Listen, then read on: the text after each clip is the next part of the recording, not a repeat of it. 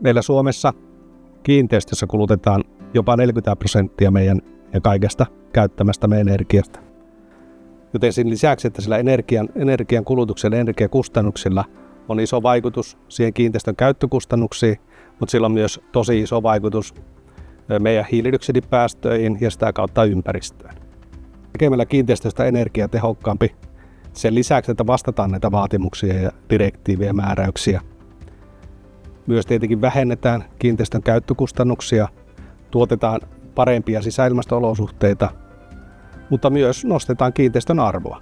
Uusi energiatehokkuusdirektiivi, tämä EPBD, asettaa tiettyjä vaatimuksia nyt lähitulevaisuudessa ja vähän pitemmällä tähtäimellä meidän kiinteistöjen hiilidioksidipäästöihin ja energiatehokkuuteen. Lyhyellä tähtäimellä vuoteen 2030 ja 2033 mennessä meidän pitäisi 55% vähentää meidän hiilidioksidipäästöjä. Pitemmällä tähtäimellä vuoteen 2050 olisi tarkoitus, että rakennukset olisi hiilineutraaleja. Siihen ei loppujen lopuksi ole kovin pitkä aika. Tiedetään vuonna 2050 aika iso osa nyt jo olemassa olevista kiinteistöistä on vielä pystyssä ja käytössä. Vanhat kiinteistöt kuluttaa totta kai jo niin kuin rakentamismääräykset aikanaan on ollut erilaiset ja vaatimukset on ollut erilaiset. Ne kuluttaa enemmän energiaa kuin uudet rakennukset. Vanhoissa rakennuksissa voi olla vanhentunutta laitekantaa, voi olla talotekniikka, voi olla ei välttämättä niin energiatehokasta kuin tänä päivänä rakennetaan.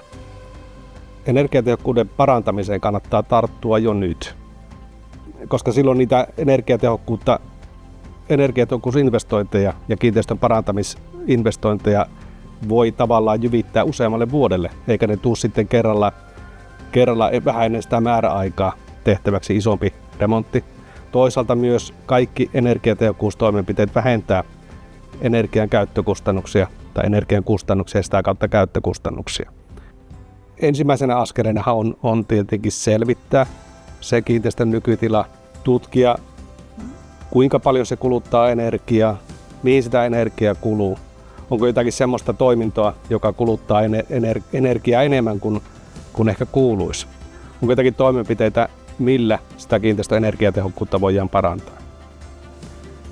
Yksi työkalu on tietenkin tämmöinen ominaiskulutusvertailu, missä verrataan vastaavia kiinteistöjä muualla Suomessa vastaavassa käyttötarkoituksessa olevia kiinteistöjä. Katsotaan niiden ominaiskulutuksia, mutta se on toki vain suuntaan antava tieto. Ehkä parempi ymmärrys siitä kiinteistön nykytilasta saadaan, kun tehdään sellainen energiakartoitus esimerkiksi.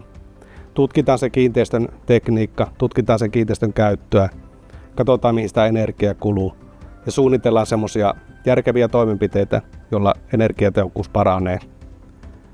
Yleensä kiinteistö, joka on energiatehokas, se on myös sisäilmasto-olosuhteiltaan parempi kiinteistö, joten se on meille käyttäjille mukavampi, terveellisempi ja turvallisempi. Energiakartoitus antaa konkreettiset askeleet kohti kestävää ja energiatehokasta kiinteistöä. Modernisoinnin strategisointi on ehkä se kova juttu tässä. Siinä vaiheessa, kun me uusitaan jotakin laitetta, niin ei vaan uusita sitä laitetta, jotta sen laitteen järjestelmän elinkaari jatkuu, vaan mietitään siinä vaiheessa, että millä tavalla se kannattaisi tehdä fiksusti. Niin, että se samalla kun sen laitteen elinkaari jatkuu, se myös parantaa sen kiinteistön energiatehokkuutta, vähentää sitä kautta hiilidioksidipäästöjä ja tuottaa kuitenkin ne sisäilmasto-olosuhteet, hyvät sisäilmasto-olosuhteet. Nykypäivän älykkäissä kiinteistössä ne laitteet ja järjestelmät ei ole enää yksittäisiä laitteita ja järjestelmiä, vaan ne on osa sitä kokonaisuutta. Ja siksi on tärkeää, että kaikki järjestelmät ja laitteet keskustelee keskenään. Ja meidän kiinteistöhallinta-alusta juttelee kaikkien järjestelmien kanssa, ottaa kaikkien järjestelmän tiedot, hyödyntää kiinteistössä olevaa dataa ohjatakseen sitä kiinteistöä. Kiinteistön käytönaikaisilla palveluilla voidaan varmistaa se, että kiinteistö toimii optimaalisesti ja kustannustehokkaasti.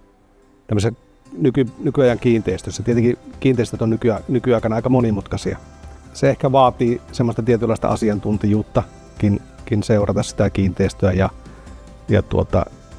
tehdä niin kuin tämmöisiä käytöaikaisia optimointeja. Ja meidän etäasiantuntijapalvelut, ylipäänsäkin meidän digitaaliset palvelut tuottaa nimenomaan sitä käytöajan palvelua kiinteistöomistajille. Seurataan sitä kiinteistöä, reagoidaan muutoksiin, jos kiinteistön käyttötarve muuttuu, ohjataan tekniikkaa vastaamaan sitä käyttötarpeita, reagoidaan poikkeamiin ja ylipäänsäkin tehdään jatkuvasti havaintoja niin kuin tämmöisiin energiaa parantaviin toimenpiteisiin ja esitetään niitä asiakkaille.